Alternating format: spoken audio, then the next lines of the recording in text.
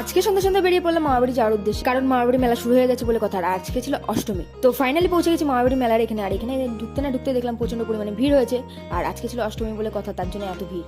আর এইদিকে পেছন দিকের লাইটিং গুলো খুব সুন্দরভাবে করেছে এইবার, আর আগেও করতো কিন্তু এবারটা একটু বেশি সুন্দর লাগছিল। আর এটা আমার সবথেকে বেস্ট লাগে, কারণ এই মন্দিরটা করেছে আর নিচে রয়েছে শিবলিঙ্গ, পুরো গুহার মতন ডিজাইনটা করা হয়েছে। আর এখানে যতদিন মেলা হয় ততদিন এখানে খাবার পরিবেশন করা হয়। আর এই কড়াইটা এতটাই বড় ছিল যে আমার সব বন্ধু এর মধ্যে ধরে যাবে।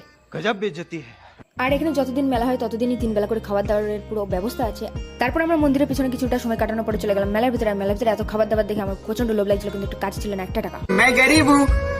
তারপরে আমরা চলে গেলাম আরেকটা মাঠে যেখানে ছিল সব রাইডের জিনিস। তারপরে দেখছিলাম একটা দাদা একটা গেম খেলছিল যেখানে ফুটবল দিয়ে গ্লাস ফেলতে হবে, তো কিছুই পারলাম না। তারপর আমরা কিছুক্ষণ ফটো মটো তুলে এবং টাইম পাস করে ওখান থেকে বেরিয়ে গেলাম গাড়ি নিয়ে। তো আমরা এখান থেকে আমরা সোজা গেলাম আমাদের এখানকার মেলায়। আর এখানে এসে দেখি নচিকাত আর কেশব দিয়ে এসছে। তারপর আমি কেশব দেয়া এবং নচিকাতার গান শুনতে লাগি। তোমরা ভিডিওটাকে লাইক এন্ড সাবস্ক্রাইব করো। Bye bye.